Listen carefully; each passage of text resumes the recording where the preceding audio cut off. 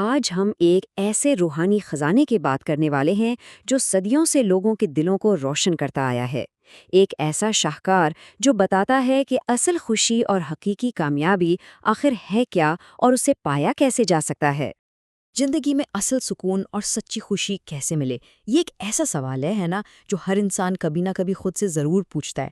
تو چلیں آج اسی سوال کا جواب ڈھونڈنے کی کوشش کرتے ہیں ایک بہت ہی قدیم اور گہری حکمت کی روشنی میں۔ پوری انسانی تاریخ کو اگر دیکھیں تو یہ سعادت یعنی حقیقی خوشی کی تلاش کی ہی کہانی ہے، اور یہ وہ چیز ہے جو صرف باہر کی چیزوں سے، پیسے سے یا کامیابی سے نہیں ملتی۔ نہیں، یہ تو روح کی پاکیزگی سے، اپنے آپ کو اور اپنے رب کو جاننے سے پیدا ہوتی ہے، اور یہی وہ مین آئیڈیا ہے جس پر آج ہم بات کریں گے۔ اور سوچیں ذرا کتنا زبردست ہو کہ جس روحانی راستے پر چلنے کے لیے لوگ بھٹکتے پھرتے ہیں اس کا ایک صاف، سیدھا، واضح نقشہ پہلے سے ہی موجود ہو، بس ضرورت اس بات کی ہے کہ ہم اس پر چلنا شروع کر دیں۔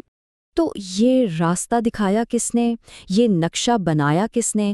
اس کے معمار ہیں حجت الاسلام امام ابو حامد الغزالی رحمۃ اللہ علیہ۔ اسلامی تاریخ کی ایک ایسی عظیم شخصیت، ایک ایسا سورج جن کے علم کی روشنی سے آج بھی صدیاں گزرنے کے بعد بھی لاکھوں کروڑوں دل روشن ہیں۔ اور ان کی اسی رہنمائی کا نام ہے کیمیائے سعادت۔ کیا خوبصورت نام ہے، یعنی خوشی بنانے کا، خوشی کشید کرنے کا فارمولا۔ اصل میں یہ کتاب امام غزالی کی ایک بہت بڑی اور مشہور عربی کتاب احیاء علوم الدین کا فارسی خلاصہ ہے، لیکن یہ صرف خلاصہ نہیں، یہ اپنے آپ میں روح کو سنوارنے کے لیے ایک مکمل گائیڈ بک ہے۔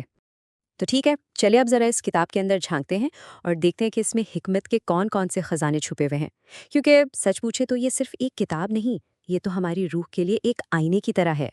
امام غزالی کہتے ہیں کہ ساری روحانی ترقی کی بنیاد صرف 4 چیزوں کو سمجھنے پر ہے۔ سب سے پہلے خود کو جاننا کہ میں کون ہوں، پھر اپنے خدا کو پہچاننا، تیسرا اس دنیا کی حقیقت کو سمجھنا کہ یہ ہمیشہ رہنے کی جگہ نہیں ہے، اور چوتھا آخرت کو جاننا جو اصل اور ہمیشہ کی زندگی ہے۔ ان کے بغیر وہ کہتے ہیں اصل تبدیلی آ ہی نہیں سکتی۔ اور پتہ ہے اس علم کی سب سے خاص بات کیا ہے؟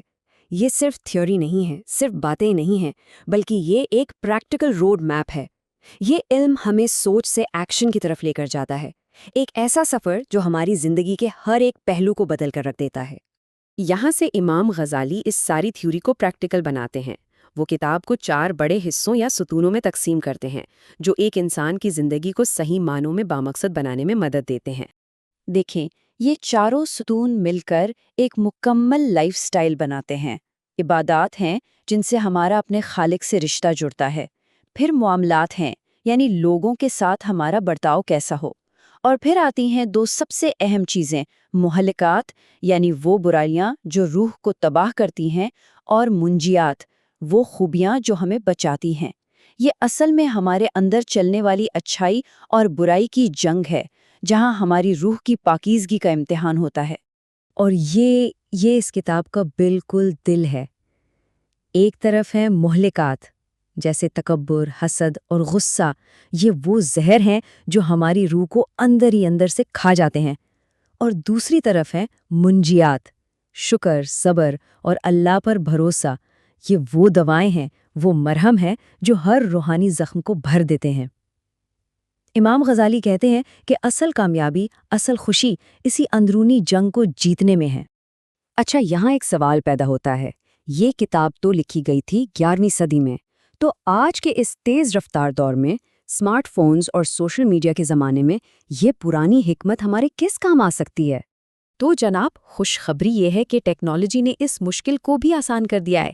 حکمت کا یہ صدیوں پرانا خزانہ اب سیدھا ہر کسی کی انگلیوں پر ہے، ایک بہت ہی شاندار اور آسان موبائل ایپ کی شکل میں۔ اور اس ایپ میں ہر وہ چیز ہے جو اس کتاب کو پڑھنے کو ایک بہترین تجربہ بنا دے گی۔ اس میں مکمل اور آسان اردو ترجمہ ہے، جہاں پڑھنا چھوڑیں یہ وہیں سے اگلی بار کھلے گی، یعنی آٹو بک مارک۔ کسی بھی لفظ یا موضوع کو فوراً ڈھونڈنے کے لیے ایک پاورفل سرچ کا آپشن ہے۔ پوری کتاب کی فہرست موجود ہے تاکہ آپ آسانی سے کہیں بھی پہنچ سکیں۔ ڈیزائن بہت سادہ اور خوبصورت ہے، اور سب سے اچھی بات، اسے پڑھنے کے لیے انٹرنیٹ کی بھی ضرورت نہیں، کہیں بھی کسی بھی وقت پڑھیں، یہ سمجھیں کہ یہ روحانی سفر پر آپ کا ایک ڈیجیٹل دوست ہے۔ اور ہاں، یہ ایپ اینڈرائیڈ اور iOS دونوں طرح کے فونز کے لیے موجود ہے، تاکہ کوئی بھی اس علم کے سمندر سے فائدہ اٹھانے سے محروم نہ رہے۔ تو بات کا خلاصہ کیا ہوا؟ یہی کہ اصل کیمیا باہر کی دنیا کو سونا بنانا نہیں، بلکہ اپنے اندر کی دنیا کو، اپنے باطن کو سونا بنانا ہے۔ امام غزالی کا یہی پیغام ہے جو ہمیں اپنے اندر جھانکنے اور خود کو سنوارنے کی دعوت دیتا ہے۔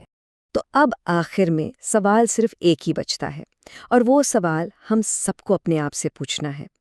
کیا ہم اس روحانی سفر پر نکلنے کے لیے تیار ہیں؟